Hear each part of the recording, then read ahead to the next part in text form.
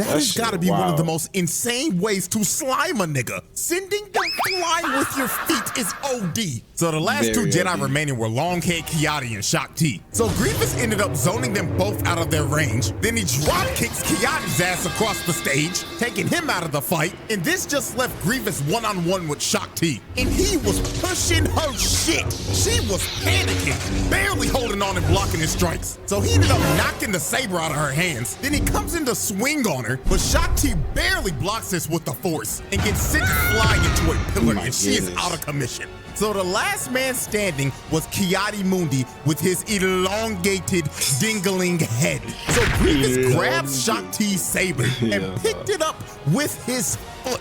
And he was staring at this nigga Ki-Adi, laughing at his ass like, "You fool with your elongated head.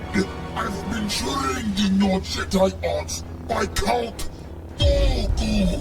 So after Grievous finished taunting this man, he ends up pushing Ki-Adi and knocking the saber out of his hands immediately. And Grievous ends up going in for the kill. But at the last millisecond, Ki-Adi ends up getting bailed out by the clones. And the clones looked at that boy Grievous and said, "Troopers, blast that half-breed clanker." So they start shooting at Grievous, and Grievous hits the dash, while the clones are blasting every single piece of ammo that they have at this man. So while they continue trying to shoot bro down, Grievous decides to drop in and starts to murder all of the clones in front of him. So after Grievous ended up mowing down the whole front line, a whole gunship ends up pulling up right in front of his face. And this is when Grievous finally decided to make a strategic retreat. So Grievous ends up hitting the dash again.